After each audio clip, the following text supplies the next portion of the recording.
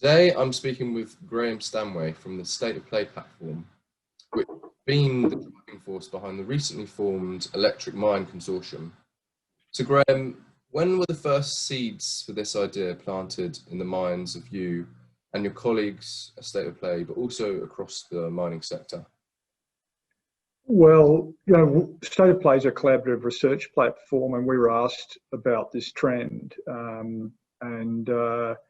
We get asked about a lot of trends, but we started to put a bit of thought into it, and got quite a lot of interest from several groups to do a research piece on it. So FBICRC, which is the battery research group in Australia, and Meth Ignited sponsored a research piece. That was collaborative with quite a few miners and services companies. But what became pretty apparent through that was that the benefit was profound for this, and it was also pretty inevitable. It was one of those trends where we saw, once we got into it, we thought, look, this was about 18 months ago, this is going to happen. And when we got to the end of that research piece, we asked the original mining members whether they were interested in collaborating on taking it forward, and they self-selected around this, the original members, which was great, and the acceleration went from there and built. But even in the last 18 months, the actual interest in this has sort of outstripped, probably initial expectations. Yeah, and so that was exactly my next question. Were you surprised at all by the level of appetite for the electrification thematic from across the mining sector, not just the miners, but also the OEMs? Yeah, well, the answer is no and yes. I mean, I wasn't surprised because it's a foundation enabler for clean mining, and the ESG sort of force is so well known. It's been building for probably 5 or 6 or more years. So wasn't surprised on that front. And also the technology is largely available too. So we're at that point where the forces are big, the technology is just about there. So I thought, not surprised at the interest. But I was surprised because there's plenty of issues that all industries, but particularly the mining industry, faces, and we get excited about them and try and advocate, and nothing happens. You can't mobilise collaboration at this level. So I wasn't surprised on the thematic, but was a bit surprised about how eager the companies were to collaborate in this form, which is pretty rare. I mean, they do normally do some form of collaboration, but for the sort of mining companies that are in the consortium to really openly work together like this in a fairly broad-based way isn't all that usual. So I was a bit more surprised on that front. But that's just testament to the trend. Really demonstrates how important it is to these companies and how interested they are in accelerating towards some sort of zero carbon outcome. So delving deeper into your own research into how electrification will transform the mining sector, can you talk me through the trifecta, as you call it, of environmental, health and economic value that can be unlocked via electrification? Yeah, well, look, it's pretty clear that over the next, 3 to 7 years, I think all new mines to be built and designed, certainly the ones in design now and pretty quickly thereafter, will have to be, zero carbon or pretty close to it. And really, this means removing diesel from the operation. So there's no choice. If you're going to get to zero carbon, you really need to remove diesel. And that means, in particular for underground mines, battery-driven vehicles and electrified systems. So it's inescapable. I think also looking at this from another direction, environmentally, if you look at, particularly in Australia, the ability to supply fully renewable energy through wind and solar and storage is imminent. So once you're at that point, having full clean energy at the gate and then not using that electrically throughout the system will become untenable as well. So I think environmentally, it's one of those foundation things. From a health perspective, I think this deserves more emphasis. We talk about it, but I think we're a bit guarded about it in a way. I think diesel particulates are the second most carcinogenic contaminant that exists, certainly in Australia. And I think in Australia, nearly over 1 million workers are exposed, to unhealthy levels of diesel particulates. So this is a big issue in the industry. So notwithstanding the sort of PPE that's in place, first prize is to eliminate the hazard, which means electrification, particularly in underground mines, confined spaces. Excuse me, I've just got to can something here. So that's on the health front. On the economics front, so this is two stories here. One is the capital equipment and the price of it. So it's expensive at the moment, the mobile equipment, but that's no different to electric cars, which were largely a lot more expensive, but that gap will close with scale. We expect that to be neutralised at that point. But then if you come to things like, all of the major costs, people expect these mines to be a lot cheaper to build and run. I mean, mostly on the ventilation front, people expect up to 40% reduction in costs, both from energy operating costs and ventilation and capital.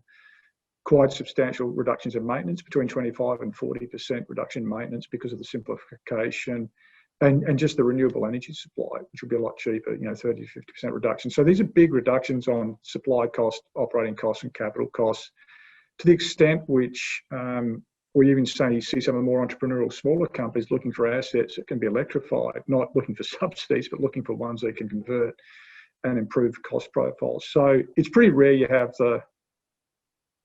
such an obvious trifecta like this, which is why it's moving, right? So moving quickly. Mm. And what role will the consortium play in driving the transition to electric mines, particularly in Australia, which, as you know, is in a really great position to become a leader in this process? Well, the consortium's role really, it's brought together, I guess we're a bit biased, but the mining members and participants and partners we have in place, and particularly the miners, are quite leading. There's 7 that are involved in Australia. So the fact that they're doing this, gives a lot of impetus to other companies to say, well, look, if they're moving this direction, we should look at it as well. So that in itself, just simply the membership has been, excuse me, I need a glass of water. Just simply the actual composition of the membership has had influence already. But what they're doing is by banding together, they're creating scale to really test technologies and build data sets that they can rapidly adopt at a lower risk. I think that's the key. And the other thing I'd say about this, the transformation is Canada's been very very forward-looking and leading in this area in electrification. But I think what the Australian contingent this group can bring is they're quite different mines in terms of in a lot of ways heavier equipment. So lead in that area. But I think the other area is just the fully renewable, like a remote mine that's fully driven by renewable energy. Australia has fantastic capacity in that area, and we're not, and is quite capable of, building zero carbon mines that run on basically wind and solar around the clock, which is, something that Australia can really bring to the table in this area. Definitely. Now, you mentioned earlier the initial cost expense of the transition. So would you say that's one of the biggest hurdles to electrification at mine sites at the moment? Maybe in Australia less so, but in other mining jurisdictions particularly?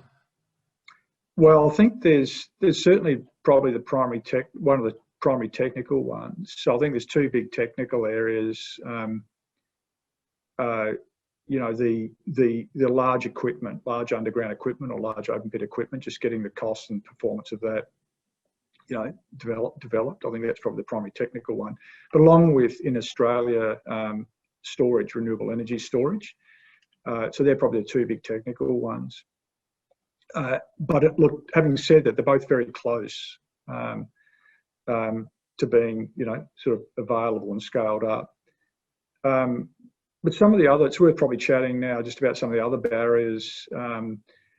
I think there's those developmental barriers, but then the other is just the chicken and egg of supply of equipment between, of supply of this equipment.